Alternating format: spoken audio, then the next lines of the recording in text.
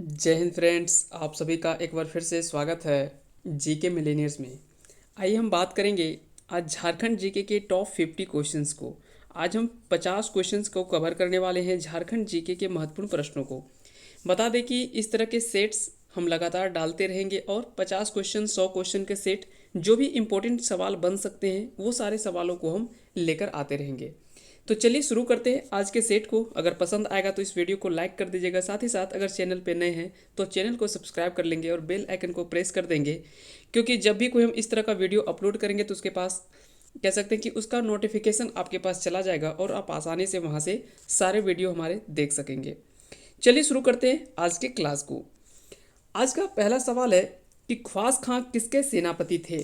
ख्वास खां किसके सेनापति थे? तो इसका सही आंसर हो जाएगा आपका ऑप्शन ए, यानी शेर खां। शेर खां जो कि शेरशाह सूरी के नाम से जाना जाता है। शेर खां को शेरशाह सूरी को ही शेर खां के नाम से भी जाना जाता है। तो शेरशाह सूरी यानी शेर खां इसका सही आंसर हो जाएगा। आगे चलते हैं। अगला सवाल है कि तारीख शेरशाही के लेखक कौन है। तो बहुत बार सवाल पूछा जाता है कि तारीख शेरशाही। अब यहाँ पे याद रखना है, तारीख फिरोज शाही वो अलग है। यहाँ पे पूछा जा रहा है कि तारीख शेरशाही।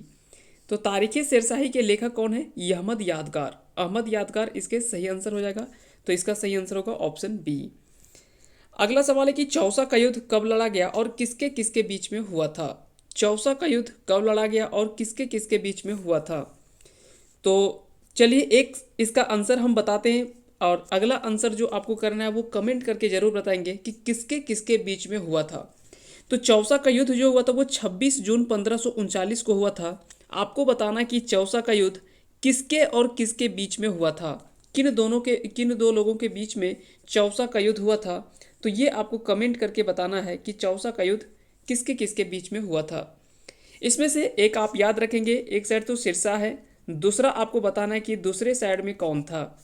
तो ये आपको कमेंट करके बताना है कि चौसा का युद्ध किसके किसके बीच में हुआ था, शेरशाह और किसके बीच में हुआ था। तो ये कमेंट करके आप जरूर बताएंगे। अगला सवाल है कि टकरोई की लड़ाई कब हुई थी। ये भी काफ़ी इंपॉर्टेंट सवाल और यहाँ से भी कई बार सवाल जो है वो पूछा गया है। तो इसका सही आंसर होगा ऑप्शन ऑप्शन बी हो जाएगा इसका सही आंसर। 3 मार्च 1575 को 3 मार्च 1575 को टकरोई की लड़ाई हुई थी। आगे चलते हैं। अगला सवाल है कि रामपुर की लड़ाई में मुगल फौज ने जुनेद करानी को पराजित कर रामपुर वर्तमान में झारखंड के किस जिले में अवस्थित है। तो याद रखेंगे, रामपुर अगर बात करें तो झारखंड के वर्तमान में रामगढ़ जिले में अवस्थित है। तो इसका सही आंसर होगा रामगढ़ जिला।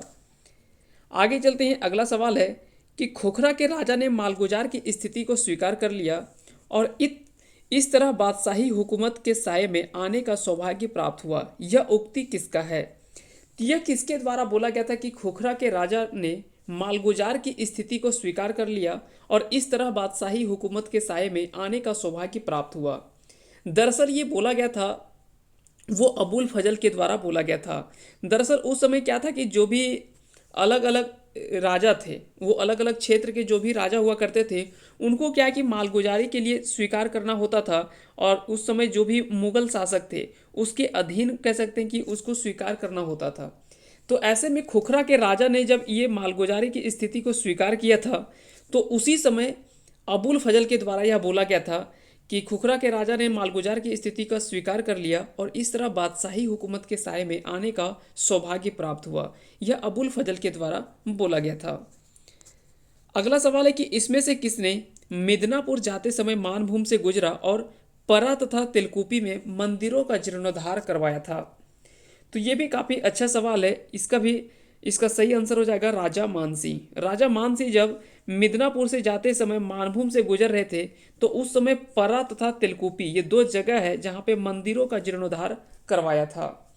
आगे चलते हैं। अगला सवाल है कोकरा के नागवंशी राजा को जमींदार ए खान अलामा इसके बारे में पूछा जा रहा है कि जमींदार ए खान अलामा के नाम से जाना जाता था, जिसका अर्थ है, यानी जमींदार ए खान अलामा का अर्थ उस समय क्या होता था। तो याद रखेंगे उस समय से बोला जाता था हीरा खान का मालिक। हीरा खान का मालिक को ही जमींदार ए खान अलामा के नाम से जाना जाता था। तो इसका सही आंसर होगा हीरा खान का मालिक। अगला सवाल है कि इसमें से किसे जहांगीर ने 4 हजारी मनसबदार बनाया तथा फाथ जंग की उपाधि दी थी?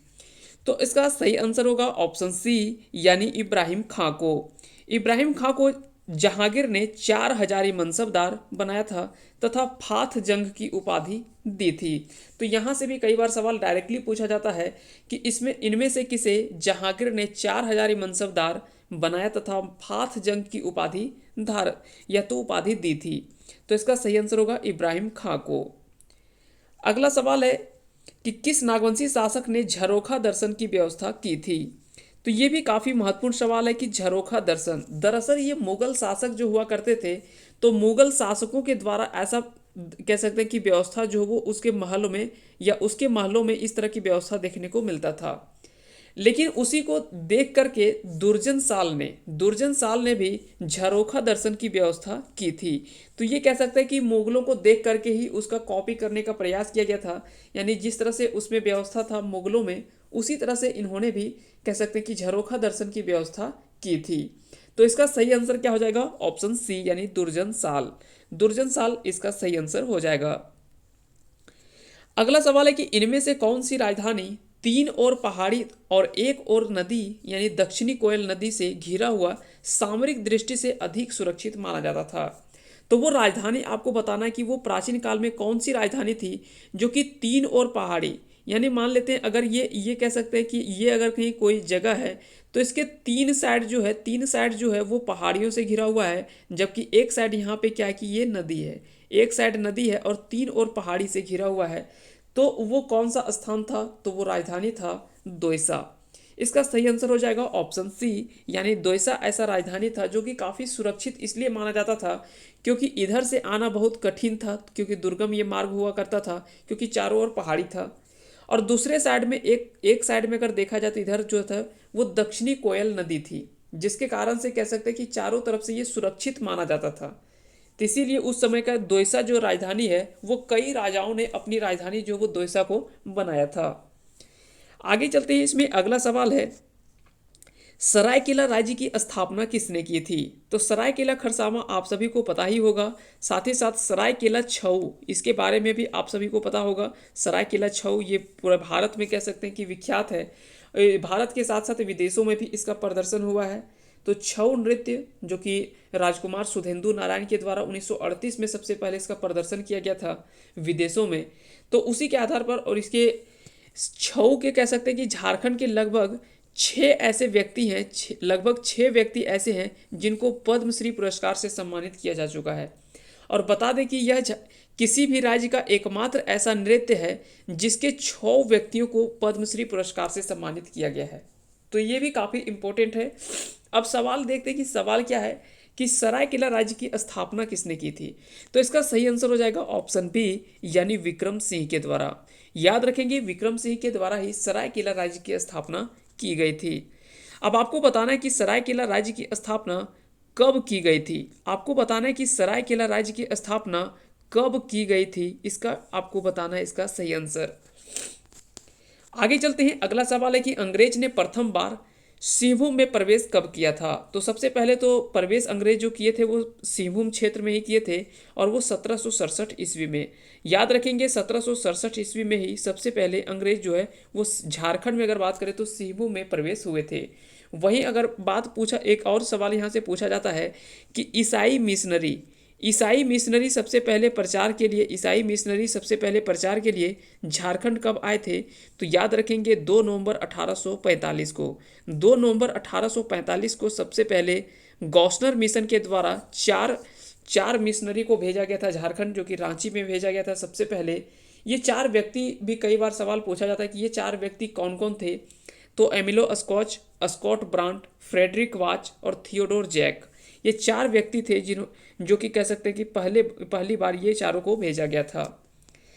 आगे चलते हैं, इसमें अगला सवाल है किस राजा ने छोटा नागपुर खास के नागवंशी राजा से टोरी परगना छीन लिया और इसे 1722 तक कब्जा जमाए रखा था? तो ये भी काफ़ी महत्वपूर्ण सवाल है और इसका सही आंसर होगा ऑप्शन बी, यानी मेदिनी राय इसका सही आंसर हो जाएगा। अगला सवाल है कि सरायकेला एवं खरसावां रियासत किस वर्ष राज्यों के पुनर्गठन के साथ इसे बिहार राज्य में मिला दिया गया। तो याद रखेंगे सरायकेला खरसावां ये पहले अलग रियासत हुआ करती थी। तो इस रियासत को कब जो है वो बिहार राज्य में मिलाया गया था, राज्यों के पुनर्गठन के साथ। तो ये इसका सही जो आंसर हो जाएगा वो होगा ऑप्शन डी, यानी 1956 को। तो याद रखेंगे 1956 को ही सरायकेला खरसावां रियासत जो था वो बिहार राज्य पुनर्गठन के विधेयक के तहत बिहार राज्य में इसको शामिल किया गया था। अगला सवाल इसमें कि बिहार के तत्कालीन राजस्व समाहर्ता टॉमस रम्बोल्ड ने बंगाल के किस गवर्नर को जुलाई 1768 में एक पत्र लिखा कि दक्षिण बिहार के जमींदार अत्यंत उपद्रवी हैं। जब कभी उन्हें विरुद्ध फौज भेजी जाती है जब उनके विरुद्ध फौज भेजी जाती है तो वे झारखंड की पहाड़ियों में आश्रय ले लेते हैं। इस स्थिति में परिवर्तन लाने का एक ही तरीका है कि पलामू किला पर कब्जा कर लिया जाए, क्योंकि छोटा नागपुर खास की पहाड़ी मार्गों की प्रहरी जो है वो यही किला है। यानी कह सकते हैं कि पलामू किला कब्जा करने के लिए रम्बोल्ड ने एक पत्र लिखा था। तो वो आपको बताना है कि किस गवर्नर के पास ये पत्र लिखा था। इसमें से ऑप्शन देख लेते हैं। इसके 4 ऑप्शन है, governor Henry Wells, governor Fergusson, governor Wilkinson या मेजर रबसेज। तो इसका सही आंसर हो जाएगा ऑप्शन ए। इसका सही आंसर होगा option A, governor Henry Wells. आगे चलते हैं। इसमें अगला सवाल है कि कैप्टन जैकब कैमेक ने अपनी टोपी किस नागवंशी शासक की पगड़ी जो कि हीरो से जड़ित थी उससे बदली कर और छोटा नागपुर खास के समझौते की पुष्टि की थी। तो दरअसल ये कह सकते हैं कि ये उस समय उस कैप्टन की चाल थी एक, ये जो कैप्टन जैकब कैमक थे इसकी एक चाल थी। दरअसल ये लालची थे, जिसके कारण से क्योंकि इन्होंने देखा कि दर्पनाथ शाह की जो पगड़ी थी वो हीरो से जड़ित थी। तो वैसे में देखा कि ये अगर पगड़ी हमको मिल जाता तो काफ़ी सारा हीरा हमको प्राप्त हो जाएगा। तो इसीलिए उसने क्या किया कि एक चाल चला कि चलो हम अपनी टोपी और हम आपको पहनाते हैं और आप अपनी पगड़ी जो है वो हमें पहनाएं। इस तरह से ये दोनों के बीच में कह सकते हैं कि इन्होंने बोला कि हम अपनी पगड़ी आपको पहनाते हैं और आप अपनी टोपी जो है वो, यानी अदला बदली किया गया और उसी के साथ एक समझौता के रूप में माना था, जो कि दरअसल एक कह सकते हैं कि जैकब कैमक की चाल थी, जो कि उसका मुख्य उद्देश्य क्या था, तो हीरो को प्राप्त करना उसका मुख्य उद्देश्य था। अगला सवाल इसमें है कि चेरो ने किसके कारण नए किले के परित्याग कर पुराने किले में शरण ली थी। तो यहाँ से क्या है कि जब चेरो शासनकाल के समय, जब कह सकते हैं कि एक ऐसा समय आता है जब वहाँ पे पानी की काफ़ी कमी हो जाती है, जिसके कारण से वो किला उसको छोड़ना पड़ता है और वो किला को छोड़ करके पुराने किलों को, कह सकते हैं कि नए किलों को छोड़ करके और पुराने किले में वो शरण लेते हैं। इसका कारण क्या होता है, तो पानी की कमी के कारण से ऐसा होता है। अगला सवाल है कि पलामू की तुलना में छोटा नागपुर खास क्षेत्र में अंग्रेजों का प्रवेश आसानी से हो गया, क्योंकि छोटा नागपुर खास के नागवंशी राजा दर्पनाथ शाह ने इसके लिए खुद पहल की थी। इसका कारण क्या था? दरअसल देखा गया कि झारखंड के ज़्यादातर क्षेत्रों में अंग्रेजों को काफ़ी मशक्कत करना पड़ा, लेकिन ऐसा माना जाता है कि छोटा नागपुर खास के नागवंशी राजा, तो पलामू की तुलना में अगर देखा जाए छोटा नागपुर खास में या छोटा नागपुर क्षेत्र में अगर देखा जाए तो उधर क्या है कि अंग्रेज जो है वो बड़े आसानी से आ जाते हैं और वो बड़े आसानी से सारे कब्जा कर लेते हैं। इसका कारण क्या है? तो इसका कारण क्या होता है कि जो उस समय जो नागवंशी शासक थे राजा दर्पनाथ शाह ने खुद इसके लिए पहल किया था ताकि उसको भी इससे कुछ फायदा हो सके। दरअसल उस समय क्या था कि दर्पनाथ शाह राज्यों के दक्षिणी भाग में लड़ाका कोलों के उपद्रव मचा रखा था, जिसके कारण से लड़ाका कोल से ये काफ़ी परेशान थे। और कोल आप सभी को पता ही होगा, हो जनजातियों को भी कोल के नाम से जाना जाता है और कोल विद्रोह भी हम पढ़े हैं कि कोल विद्रोह कब हुआ था झारखंड में। तो उस समय जो विद्रोह चल रहा था या उपद्रव जो चल रहा था, उससे भी कह सकते कि दर्पनाथ शाह काफ़ी परेशान था। दूसरा इसमें क्या था कि दूसरा नागवंशी राज्य को चलाना कम रामगढ़ के राजा को मार्फत देना पड़ता था और रामगढ़ नरेश मुकुंद सिंह बकाया कर की वसूली के नाम पर नागवंशी इलाकों पर जब तब हमला कर दिया करता था, और ये भी कंडीशन था। और तीसरा क्या था कि नागवंशी राजा दर्पनाथ शाह पलामू के चेरों के खिलाफ अंग्रेजों की सफलता से प्रभावित था, जिसके कारण से ये कह सकते कि खुद इन्होंने कह सकते कि पहल किया कि आप स्वयं इस क्षेत्र में आए। तो इसका सही आंसर हो जाएगा ऑप्शन डी, यानी उपयुक्त सभी। अगला सवाल इसमें पूछा गया कि फाहियान ने अपनी किस यात्रा वृतांत में छोटा नागपुर को कुक्कुट लाड़ कहा है। तो इसमें ये भी सवाल काफ़ी इंपॉर्टेंट सवाल है कि इसमें कह सकते हैं कि किसने कुक्कुट लाड़ कहा था। तो फाहियान ने कहा था कुक्कुट लाड़ झारखंड क्षेत्र को या छोटा नागपुर क्षेत्र को। अब सवाल उठता है कि आखिर में ये किस रचना में या किस पुस्तक में इसकी चर्चा जो है वो कुक्कुट लाड़ के रूप में मिलता है। तो इसका सही आंसर होगा फो को क्वी। इसका सही आंसर होगा फो को क्वी। फो को क्वी में ही फाहियान ने छोटा नागपुर क्षेत्र को कुक्कुट लाड़ कहा है। तो यहाँ से तीन टाइप से आपसे सवाल पूछा जा सकता है कि फाहियान ने छोटा नागपुर क्षेत्र को किस नाम से संबोधित किया है, तो कुक्कुट लाड़ के नाम से। अपनी किस रचना में इसकी चर्चा की है, तो फो को क्वी में। वही अगर सीयूकी की अगर बात करें तो ये हेन सांग के द्वारा ये सभी चीनी यात्री थे या चीनी इतिहासकार कह सकते हैं इस तरह से। तो इन्होंने क्या है कि अपनी सीयूकी रचना में हेन सांग ने अपनी रचना सीयूकी में झारखंड या छोटा नागपुर क्षेत्र को किलोना सुफालाना या कर्ण स्वर्ण के नाम से पुकारा था। तो किलोना सुफालाना या कर्ण स्वर्ण के नाम से किसने पुकारा था झारखंड को, तो वो होगा हेनसांग। याद रखें कि हेनसांग जो आए थे वो हर्षवर्धन के दरबार में या हर्षवर्धन के काल में। तो इसका सही आंसर होगा हर्षवर्धन।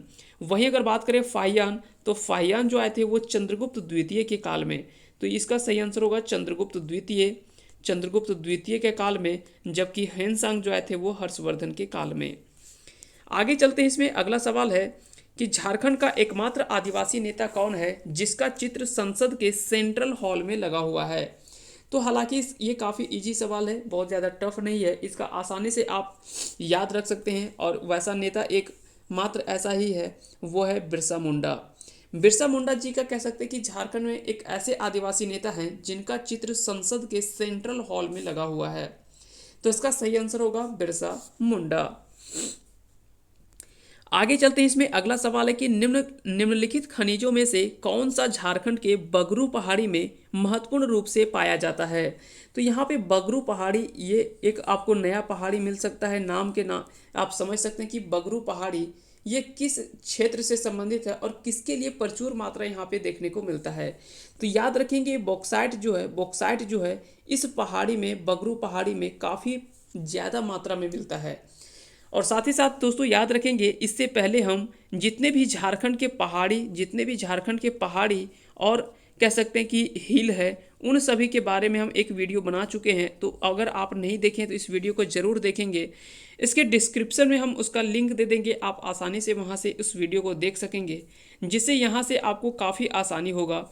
नहीं तो आप हमारे चैनल के प्लेलिस्ट में जा कर के एक एक वीडियो आप देख सकते हैं। वहाँ पे काफ़ी सारा वीडियो आपको मिल जाएगा अलग अलग सब्जेक्ट से। आगे चलते हैं। इसमें अगला सवाल है कि बिरसा मुंडा को गिरफ्तार करने के लिए ब्रिटिश सैनिकों ने एक पहाड़ी पर और असीमित गोलीबारी की थी, जिसका नाम मुंडा के नाम पर टॉप्ड बुरू के रूप में मृतकों का टीला रखा गया। उस पहाड़ी का असली नाम क्या था जहां 1990 में यह घटना हुई थी। तो इसका सही आंसर होगा डुम्बारी पहाड़ी। डुम्बारी बुरू या डुम्बारी पहाड़ी जो है वो टॉप्ड बुरू के नाम से जाना जाता है, जिसे मृतकों का टीला कहा जाता है। दरअसल ऐसा इसलिए था क्योंकि 1900 के समय यहाँ पे 1900 ईस्वी के समय यहाँ पे एक भयानक घटना देखने को मिलता है, जिसमें एक कह सकते हैं कि ऐसा ब्रिटिश सैनिकों के द्वारा काफ़ी ज़्यादा गोलीबारी होता है, जिसमें कई लोगों की जान चली जाती है, जिसके कारण से इसे मृतकों का टीला या टॉप्ड बुरू या डुम्बारी पहाड़ी के नाम से जाना जाता है। डुम्बारी पहाड़ी ये जगह का नाम है। तो ये सभी वीडियो हम पहले कर चुके हैं, जो इसमें हम सारे पहाड़ी को और जितने भी हिल हैं उन सभी चीज़ों के बारे में हम एक साथ सेपरेट वीडियो हम बना चुके हैं। आगे चलते हैं। अगला सवाल है कि बाराकोपा पहाड़ी झारखंड के किस जिले में अवस्थित है जहां योगिनी शक्तिपीठ या माता सती अवस्थित है। तो इसका सही आंसर होगा गोड्डा जिले में कह सकते हैं कि गोड्डा जिला इसका सही आंसर हो जाएगा। गोड्डा जिला इसका सही आंसर हो जाएगा। तो याद रखेंगे इसका सही आंसर होगा गोड्डा जिला। अगला सवाल है कि झारखंड के हो भाषा की लिपि वारंगचीती लिपि का विकास किसके द्वारा किया गया है। अब यहाँ पे सबसे पहले आपको कुछ भाषाओं को याद रखना है। वो भाषा कौन कौन से हैं, तो सबसे पहले आप याद रखेंगे संथाली। संथाली भाषा की लिपि जो है, संथाली भाषा की लिपि जो है वो है ओल चिकी। ओल चिकी लिपि जो है ये संथाली भाषा की लिपि है। इसका आविष्कार जो किया गया था वो पंडित रघुनाथ मुर्मू के द्वारा, पंडित रघुनाथ मुर्मू के द्वारा इसका कह सकते हैं कि आविष्कार किया गया था। पंडित रघुनाथ मुर्मू के द्वारा इसका आविष्कार किया गया था। कब इसका आविष्कार किया गया था, तो याद रखेंगे इसका आविष्कार 1941 ईस्वी में, 1941 ईस्वी में इसका आविष्कार किया गया था पंडित रघुनाथ मुर्मू के द्वारा, संथाली भाषा की लिपि ओल चिकी का। लेकिन यहाँ पे क्या पूछा जा रहा है, यहाँ पे आपको पूछा जा रहा है कि हो भाषा की लिपि वारंगचीती। तो सबसे पहले तो यही आपको याद रखना कि हो भाषा की लिपि है क्या, तो इस लिपि का नाम है वारंगचीती या वारंगचीती लिपि। इसका जो विकास किया गया था वो लाखों बोदरा के द्वारा, लाखों बोदरा के द्वारा इसका आविष्कार किया गया था, या कह सकते हैं कि इसका विकास किया गया था इस लिपि का, ताकि लोगों में कह सकते हैं कि हो भाषा लिखने की और पढ़ने में समझने में काफ़ी आसानी हो। कोई भी भाषा की लिपि इसलिए बनाया जाता है ताकि उस भाषा को सरलता पूर्वक पढ़ा जा सके, लिखा जा सके और समझा जा सके, जिसके कारण से कह सकते हैं कि किसी भी भाषा की लिपि को तैयार किया जाता है। अब यहाँ पे एक और आप एक लिपि और भी पढ़े होंगे, चलिए हम देखते हैं कितने लोगों को ये पता है कि पंच परगनिया भाषा की लिपि को किस नाम से जाना जाता है। पंच परगनिया भाषा की लिपि को किस नाम से जाना जाता है, तो ये भी कुछ दिन पहले हम वीडियो में चर्चा कर चुके हैं कि पंच परगनिया भाषा की लिपि क्या है। तो देखते हैं कि कितने लोगों को याद है। तो आप अगर याद होगा तो आप कमेंट करके ज़रूर बताएंगे कि पंच परगनिया भाषा की लिपि को किस नाम से जाना जाता है। तो यहाँ आप सभी को समझ में आ गया होगा कि हो भाषा की लिपि वारंगचीती लिपि का आविष्कार या इसका विकास लाखों बोत्रा के द्वारा 1940 में की गई थी। तो 1940 ईस्वी में हो भाषा की लिपि वारंगचीती लिपि का विकास जो है वो किया गया था। आगे चलते हैं, इसमें अगला सवाल है कि झारखंड में निम्नलिखित में से कौन सी आदिवासी महिलाओं की पारंपरिक पोशाक है। तो याद रखेंगे इसका सही आंसर होगा प्राची और परहन। प्राची और परहन, साथ ही साथ याद रखेंगे जो साड़ी होती है, तो साड़ी के साइड में जो एक कह सकते हैं कि पट्टा के रूप में दिखने को मिलता है, उसे परहन के नाम से भी जाना जाता है, कई बार उसे परहन भी कहा जाता है। और परहन के अलावा और भी इसमें कुछ शब्दावलियों को जोड़ा जाता है जो कि कह सकते हैं कि झारखंड की आदिवासी महिलाओं के ये पारंपरिक पोशाक के रूप में माना जाता है। तो प्राची और परहन इसका सही आंसर हो जाएगा। अगला सवाल इसमें पूछा गया कि सैलेद जो कि मुंडारी नागपुरी और हिंदी कविताएं हैं, और हिसीर जो कि आधुनिक मुंडारी गाने, ये किसके द्वारा प्रकाशित संलेख है। तो इसका सही आंसर हो जाएगा, इसका सही आंसर हो जाएगा ऑप्शन ए यानी रामदयाल मुंडा। तो रामदयाल मुंडा इसका सही आंसर हो जाएगा, इसका सही आंसर हो जाएगा ऑप्शन ए। अगला सवाल है कि असुरा साइट्स झारखंड में पाए जाने वाले राष्ट्रीय महत्व के स्मारकों स्थलों में कौन सा इलाका इसमें स्थित नहीं है। ऑप्शन है सरिदकेल, खूंटी तोला या कुंजला या ईटागढ़। तो इसका सही आंसर होगा ऑप्शन डी यानी ईटागढ़ इसमें शामिल नहीं है, बाकी सभी जिले जो हैं वो कह सकते हैं कि इसमें शामिल है। जिले नहीं कह सकते, सभी स्थान जो है वो इसमें शामिल है, क्योंकि जिले तो आपके पास 24 ही है, तो जिला तो ये अलग अलग है, ये जिले नहीं कह सकते, ये स्थान कह सकते हैं, स्थान विशेष है। अगला सवाल है कि झारखंड राज्य औद्योगिक पार्क को कहाँ स्थापित किया गया है। तो झारखंड राज्य औद्योगिक पार्क, तो सबसे पहले कुछ ही दिन पहले इसकी घोषणा की गई थी कि झारखंड राज्य में औद्योगिक पार्क का गठन होगा। तो यह गठन करने का जो प्रावधान किया गया था वो कहाँ पे, तो इसका सही आंसर होगा धनबाद जिले में। तो झारखंड के धनबाद जिले में झारखंड राज्य औद्योगिक पार्क की स्थापना की जा रही है। अगला सवाल है किस वर्ष आदिवासी नामक पत्रिका का प्रकाशन शुरू किया गया। तो यहाँ पे पूछा जा रहा है कि आदिवासी जो पत्रिका था उसका प्रकाशन किस वर्ष शुरू किया गया। तो इसका सही आंसर होगा ऑप्शन सी यानी 1915 से। 1915 इसका सही आंसर हो जाएगा, 1915 से इसके प्रकाशन शुरू हुआ। अगला सवाल है कि लूरी सायरो झारखंड की जनजातियों द्वारा किया जाने वाला एक प्रकार का क्या है, लोक नृत्य है, चित्रकला है, लोक संगीत है या कुम्हारी कला है? तो इसका सही आंसर होगा ऑप्शन ए यानी लोक नृत्य है। लूरी शायरो याद रखेंगे यह झारखंड का एक लोक नृत्य के रूप में माना जाता है। अगला सवाल है कि झारखंड से संबंधित गर्म जलकुंडों में कौन सा सही युग्म युग्म जो है वो सही सुमेलित नहीं है। अब आपको यहाँ से चुनना है कि इनमें से कौन सा जो है वो गलत है। सबसे पहले इसमें आता है ताता पानी गर्म जलकुंड। तो ताता पानी ये लातेहार में है, ये बिल्कुल सही है। तेंतुलिया ये धनबाद जिले में अवस्थित है। वहीं तपा तपानी ये दुमका जिले में अवस्थित है। जबकि ततलोई ततलोई याद रखेंगे ये जो है वो गलत है। तो इसका सही आंसर होगा ऑप्शन डी। याद रखेंगे यह दुमका जिले में अवस्थित है। ततलोई जो है ये दुमका जिले में अवस्थित है, ना कि रांची में। तो इसलिए इसका गलत जो कह सकते हैं कि सुमेलित जो करना है वो गलत होगा, वो ऑप्शन डी गलत होगा, क्योंकि ततलोई रांची में नहीं दुमका जिले में अवस्थित है। बाकी ये तीनों ऊपर के सही है। आगे चलते हैं, इसमें अगला सवाल है कि झरिया पानी गर्म जल कुंड झारखंड के किस जिले में अवस्थित है। तो यहाँ पे क्वेश्चन पूछा जा रहा है कि झरिया पानी गर्म जल कुंड झारखंड के किस जिले में अवस्थित है। तो ऑप्शन है धनबाद, बोकारो, दुमका या हजारीबाग।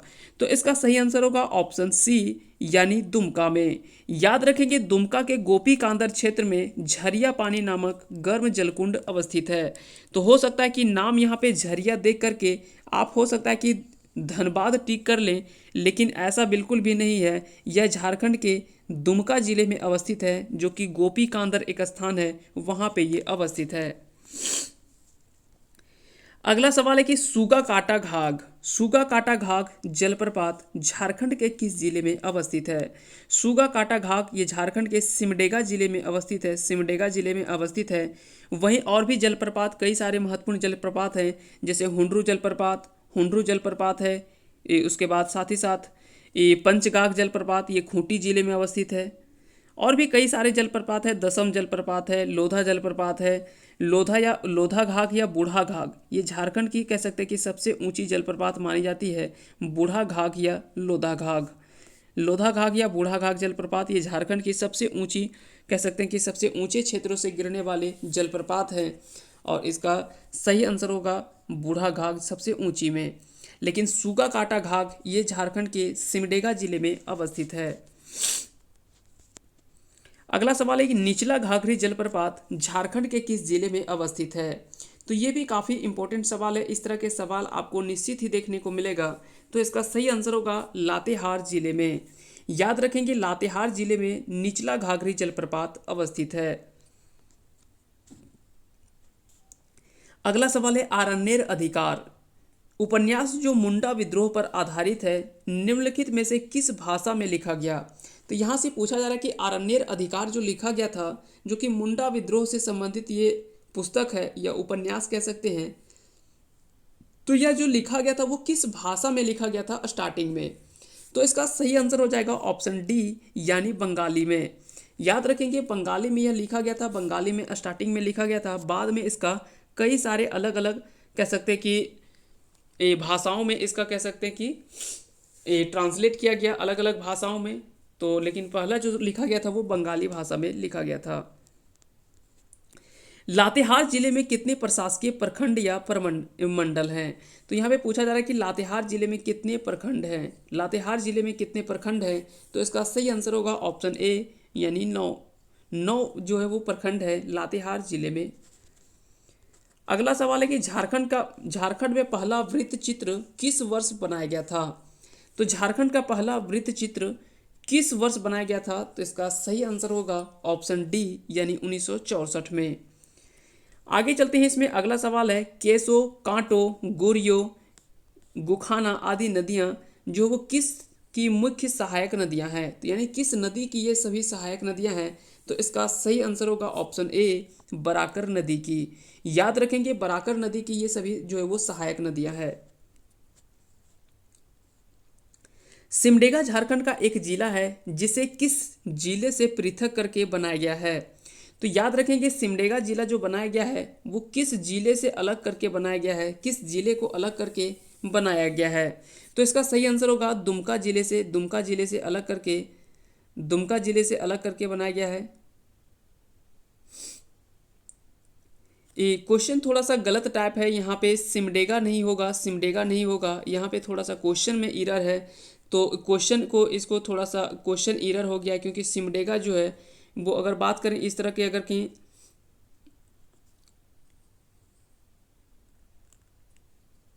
अगर ये झारखंड के अगर मैप देखा जाए तो सिमडेगा कुछ यहाँ पे है, सिमडेगा जिले की अगर बात करें तो ये यहाँ पे है, जबकि दुमका जिला जो है यहाँ पे है।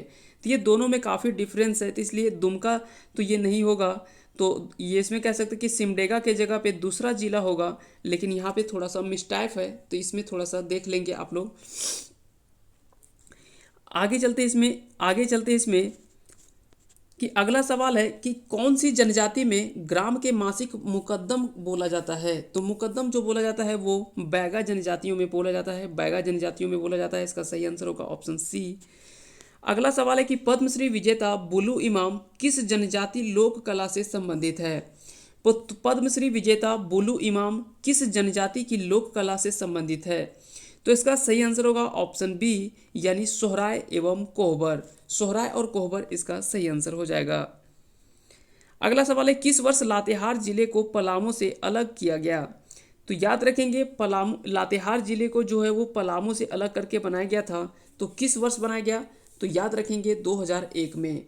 अब यहाँ पे 2001 में 4 जिला का गठन हुआ था। 2001 में अगर बात करें तो 4 जिले का गठन हुआ था। सबसे पहला तो हो जाएगा लातेहार, लातेहार, फिर है जामताड़ा, जामताड़ा, फिर है सिमडेगा, लातेहार, जामताड़ा, सिमडेगा और सरायकेला खरसावां, सरायकेला खरसावां। ये 4 ऐसे जिले हैं जिसका गठन जो है वो 2001 ईस्वी में की गई है। किस वर्ष में बेतला राष्ट्रीय उद्यान को राष्ट्रीय उद्यान के रूप में अधिसूचित किया गया है। तो इसका सही आंसर होगा 1986 में, इसका सही आंसर हो जाएगा।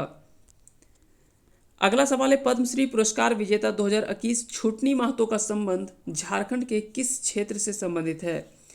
तो यहाँ पे याद रखना कि पद्मश्री पुरस्कार विजेता 2021 में अगर देखा जाए तो झारखंड के एक व्यक्ति को मिला है, वो है छुटनी महतो। छुटनी महतो याद रखेंगे डायन प्रथा से संबंधित ये समाज सेवी हैं और सामाजिक कार्यों के लिए इन्हें जाना जाता है, जिसके कारण से इन्हें पद्मश्री पुरस्कार से भी सम्मानित किया गया है। अगला सवाल है statue of Ulgulan. Statue of Ulgulan ये दरअसल बिरसा मुंडा जी की कह सकते हैं कि प्रतिमा है, उसी को स्टैच्यू ऑफ उलगुलान के नाम से जाना जाता है, क्योंकि हम जानते हैं कि उलगुलान आंदोलन, ये बिरसा मुंडा के आंदोलन को ही उलगुलान आंदोलन के नाम से जाना जाता है। तो यहाँ पे पूछा जा रहा है कि स्टैच्यू ऑफ उलगुलान का अनावरण झारखंड के किस जिले में की गई है। तो यह झारखंड के रांची जिले में की गई है, रांची जिले में। इसकी ऊंचाई अगर पूछा जाए तो इसकी ऊंचाई 150 फीट है। तो इसका सही आंसर होगा 150 फीट, और यह किस जिले में है, तो रांची जिले में है। स्टैच्यू ऑफ उलगुलान किसकी आकृति या किसकी प्रतिमा है, तो इसका सही आंसर होगा बिरसा मुंडा का। अगला सवाल है ऑल इंडिया झारखंड पार्टी की स्थापना बागुन सुम्बरई के द्वारा किस वर्ष की गई थी। तो ऑल इंडिया झारखंड पार्टी की स्थापना बागुन सुम्बरई के द्वारा किस वर्ष की गई थी। तो इसका सही आंसर हो जाएगा ऑप्शन सी, यानी 1967 में। 1967 में ही ऑल इंडिया झारखंड पार्टी की स्थापना बागुन सुम्बरई के द्वारा की गई थी। अगला सवाल है it's all about Mahi a tale of a fan. It's all about Mahi a tale of a fan पुस्तक के लेखक कौन है। तो इसका सही आंसर होगा ऑप्शन डी, यानी अंकित पाठक। अंकित पाठक इसका सही आंसर हो जाएगा। अगला सवाल है कि राजधानी रांची स्थित ऐतिहासिक आड्रे हाउस का निर्माण 1854 ईस्वी में छोटा नागपुर के किस डिप्टी कमिश्नर ने किया था। तो यहाँ पे पूछा जा रहा है कि छोटा नागपुर क्षेत्र के किस डिप्टी कमिश्नर के द्वारा बनाया गया था। तो इसका सही आंसर हो जाएगा ऑप्शन डी, यानी कमिश्नर हैनिंगटन। कमिश्नर हैनिंगटन इसका सही आंसर हो जाएगा। आगे चलते हैं, आज का ये आखिरी सवाल है और इसका आंसर आप कमेंट करके जरूर बताएंगे इसका सही आंसर क्या होगा। साहिबगंज में बने मल्टी मॉडल टर्मिनल बंदरगाह का नाम बदलकर क्या रखा गया है। राष्ट्रपिता Mahatma Gandhi multi modal terminal, Shyama Prasad Mukherjee multi modal terminal, Pandit Deendayal Upadhyay multi modal terminal, या फिर Atal Bihari Vajpayee multi modal terminal. तो इसका सही आंसर आप कमेंट करके ज़रूर बताएंगे, इसका सही आंसर क्या होगा। ABCD इस तरह करके आप कुछ भी लिखना चाहें, अगर डिटेल आपको पता है तो डिटेल भी आप इसमें लिख सकते हैं कि इसका सही आंसर क्या होगा। तो उम्मीद करते हैं कि आज का ये वीडियो आप सभी को पसंद आया होगा। अगर पसंद आया होगा तो इस वीडियो को लाइक करें, इस वीडियो को लाइक करें। साथ ही साथ अगर चैनल पे नए हैं तो चैनल को सब्सक्राइब कर लें, चैनल को सब्सक्राइब कर लें और बेल आइकन को प्रेस कर दें, ताकि और भी वीडियो जब हम अपलोड करेंगे तो उसका नोटिफिकेशन आपके पास चला जाए।